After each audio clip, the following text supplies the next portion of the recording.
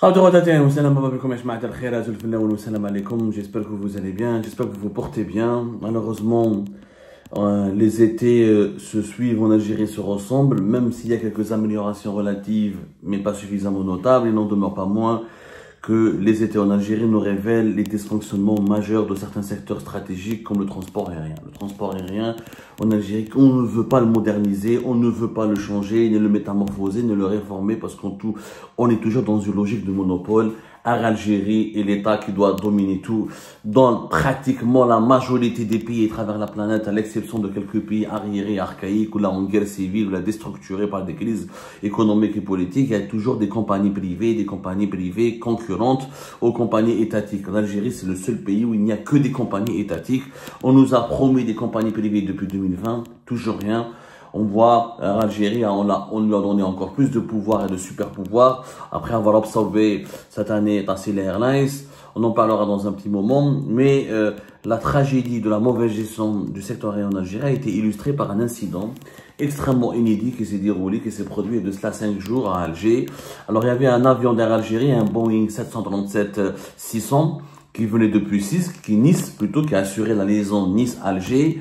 Et à bord de cet avion de cela 5 jours, c'est-à-dire on peut dire pratiquement le 19 ou le 20 août dernier, dans cet avion il y avait une dépouille qui a été transférée. Il s'agit d'un Algérien, d'un mineur algérien qui est mort en France et que ses parents ont voulu l'enterrer en Algérie. Donc c'est un mineur algérien ou peut-être même franco-algérien, on n'a pas de détails précis sur son identité. En tout cas on sait que c'est un mineur, c'est la dépouille d'une personne mineure qui devait être enterrée en Algérie. La dépouille donc devait être récupérée à Alger par sa famille afin d'organiser les funérailles, les cérémonies de funérailles et l'enterrer dignement dans un cimetière en Algérie auprès de sa famille. Malheureusement, les équipes de Air Algérie ont oublié la dépouille. Et l'avion, le Boeing 737-600, qui est venu depuis Nice, après avoir fait une halte à Alger, il récupère des passagers, il va faire Alger-Alicante. Et donc la dépouille a été oubliée, la famille est restée à attendre, la dépouille n'a pas été récupérée. Quand la famille a protesté, a cherché à comprendre, on lui a dit « Ah, désolé, on a fait une connerie, on a oublié la dépouille, l'avion est reparti vers Alicante en Espagne. » Ce sont donc les services aéroportuaires espagnols d'Alicante qui ont découvert cette dépouille et Algérie a été obligé de la rapatrier depuis l'Espagne. Vous imaginez une compagnie aérienne qui oublie une dépouille. Quand même, tu peux oublier des bagages, tu peux oublier, je sais pas quoi, des objets, on n'oublie pas une dépouille, ça reste sur le cadavre d'un être humain qui est cher pour sa famille, qui vient en plus un mineur, qui vient de mourir. Vous imaginez le deuil de la famille, comment elle a été bafouée, comment elle a été violée, comment la douleur de la famille s'est encore aggravée, comment on a encore plongé sa famille dans une autre détresse. On attend de récupérer le corps d'un défunt qu'on doit enterrer en Algérie et le corps du défunt se retrouve en Espagne parce que les équipes d'Air Algérie n'ont pas pu le récupérer. Air Algérie a tenté de se rattraper, 12 personnes ont été sanctionnées selon nos sources. On parle de limogeage ou de licenciement, mais pour le moment ce qui est sûr c'est qu'il y a eu des sanctions. Mais comment on peut oublier une dépouille? Vous imaginez, cet incident témoigne du manque de sérieux, le manque de rigueur, l'absence de tout management de discipline, l'esprit démissionnaire qui règne au sein de cette compagnie Air Algérie qui est une catastrophe. Tu oublies une dépouille. La femme était obséquée à l'aéroport pour récupérer le corps du défunt pour aller dans l'enterrement. Ils ont été obligés de reporter l'enterrement parce que la dépouille a été... On n'a pas eu... Comment tu peux oublier une dépouille? Même si l'avion doit être, parce qu'il y a des impératifs d'Europe, parce qu'à cause des retards d'Air Algérie, à cause des mauvaises prestations, il faut faire vite, il faut débarquer les passagers, les bagages et embarquer rapidement de nouveaux passagers afin de gagner du temps, parce que Air Algérie, quand elle fait du retard, quand elle n'exploite pas ses créneaux comme il se doit, comme ils ont été fixés par les aéroports européens, à chaque fois qu'Air Algérie arrive en retard, c'est des pénalités qu'elle paye. Quand tu arrives à un quart d'heure, une demi-heure ou 1 heure ou 2 heures de retard dans un aéroport espagnol ou français ou allemand, anglais ou italien ou autre, tu payes des pénalités en devises. Parce que les aéroports, ils estiment qu'ils t'ont laissé des créneaux, t'as pas exploité tes créneaux. Les aéroports européens, pendant l'été, sont extrêmement fréquentés et sollicités. C'est des grands pays touristiques. L'Espagne, la France, l'Italie, c'est des puissances touristiques. C'est des millions et des dizaines de millions de voyageurs qui font des va-et-vient dans ces pays-là. Donc, si toi, tu n'exploites, Air Algérie n'est pas à l'heure pour l'atterrissage et le débarquement, l'atterrissage de ces avions et le débarquement de ces voyageurs, bon, les aéroports sont obligés d'attribuer ces créneaux à d'autres compagnies ou à réorganiser leur planning. Ça crée des débordements et ça crée une certaine perturbation. Et Air Algérie, pour s'adapter à ces perturbations provoquées par Algérie, Algérie paye des pénalités. D'ailleurs, Algérie n'a jamais, au grand jamais, révélé le véritable montant des pénalités qu'elle paye en devises auprès des aéroports européens à cause de ces retards. Donc, ils ont fait vite, hâtivement, ils étaient débordés, des bandades, le résultat, la dépouille n'a pas été débarquée à Alger. La famille de jeunes défunts qui devaient être enterrés en Algérie, ils ont dû attendre encore une journée, apparemment, pour pouvoir la récupérer, en attendant que l'avion revienne d'Espagne. C'est vraiment désastreux. Ça illustre parfaitement le manque de sérieux, encore une fois de rigueur, et l'amateurisme total qui frappe à Algérie. Autre symbole, alors vous avez bien vu qu'hier il y a eu le vol inaugural de la compagnie Domestic Airlines. Donc Domestic Airlines, c'est la nouvelle compagnie publique qui remplace Tassili Airlines, qui a décollé hier pour Taman al-Asad. Alors vous imaginez, il n'y a aucune différence avec Tassili. Ils ont pris les avions de Tassili, ils les ont repeints.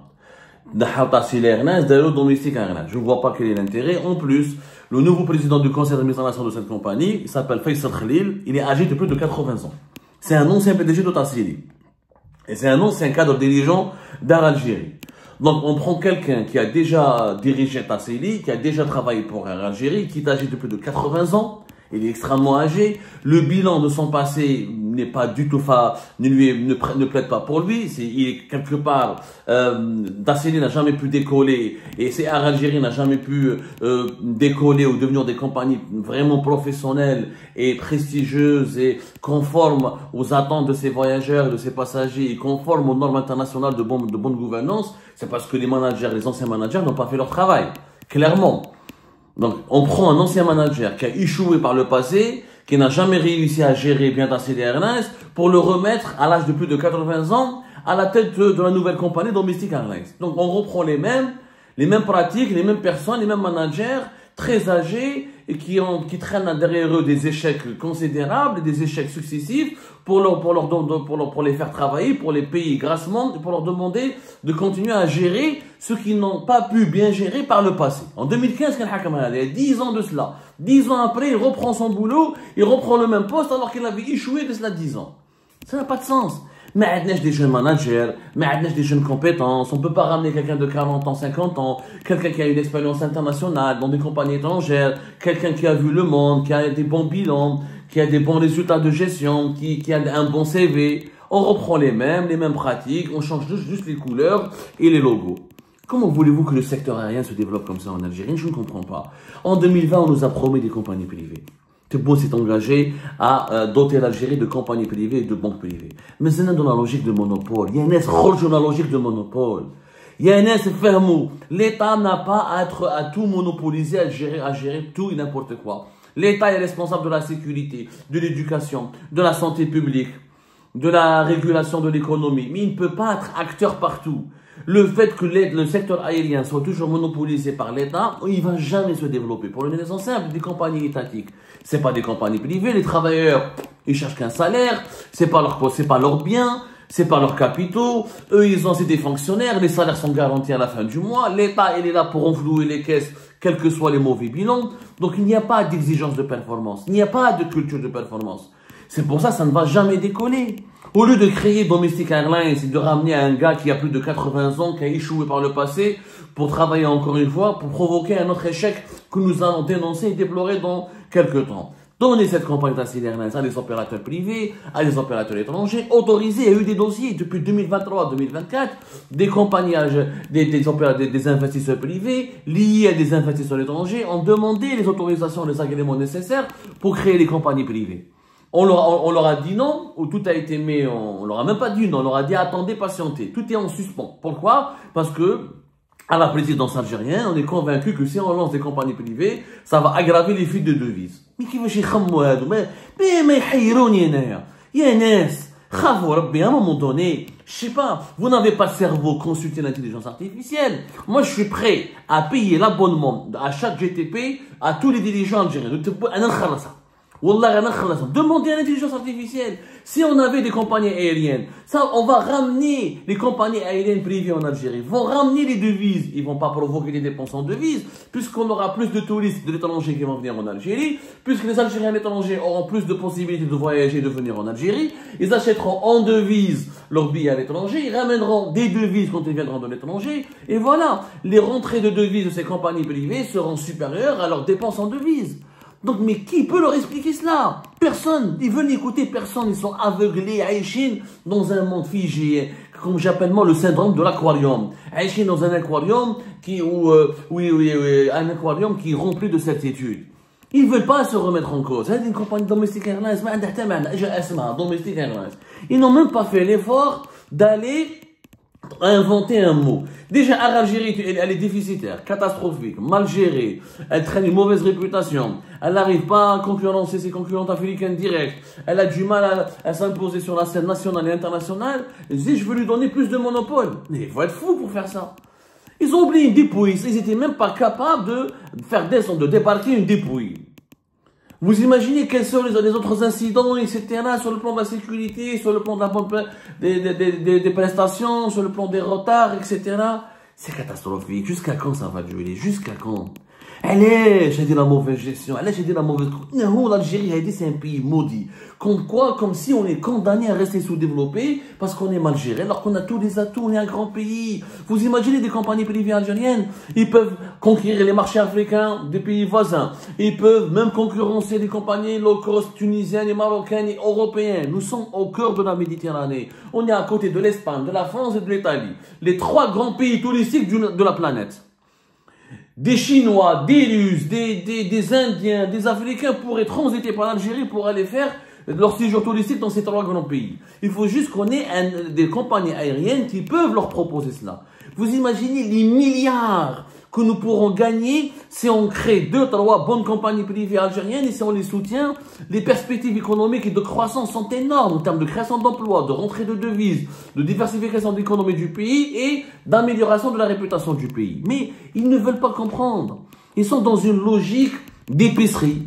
C'est des épiciers. Nos dirigeants, c'est des épiciers. Ah, il y a les réserves de change, je dois économiser. Ah non, si je crée un concurrent Air Algérie, Air Algérie ne pourra plus tenir et il faudra licencier des travailleurs. Donc pour les 10 000 employés d'Air Algérie, maintenant ils sont pratiquement 15 000. Elle a absorbé entre 13 000 et 15 000. Je crois que 15 000 pratiquement. Non, même pas 13 000. 13 000. La Darcy Airlines, c'était 3 000 à peu près. Donc pour les 13 000, Air Algérie, pour les beaux de 13 000 bonhommes, je bloque un pays de 48 millions d'habitants. C'est logique. C'est logique. S'il y a des compagnies privées, ce que Air Algérie va licencier, ils pourront être récupérés par le privé et les compagnies internationales qui seront autorisées à investir en Algérie. Ces travailleurs sont compétents. Après, s'ils ne sont pas compétents, on ne peut rien faire. Tu ne peux pas payer quelqu'un qui n'est pas productif. Ça n'existe nulle part au monde. Ça devient du social. On a beau dire et expliquer les notions les plus élémentaires, à un moment donné, on est dégoûté. Je ne sais pas pourquoi ce pays, il est maudit, il est condamné à être très mal géré alors qu'on a tous les atouts pour devenir une puissance économique à part entière. Le secteur aérien, la mauvaise gestion du secteur aérien, la gestion scandaleuse du secteur aérien illustre parfaitement cette mauvaise gouvernance maladie, qui est une maladie, vraiment maladie, une maladie dangereuse. C'est pire qu'une tumeur cancéreuse qui empêche le développement de l'Algérie.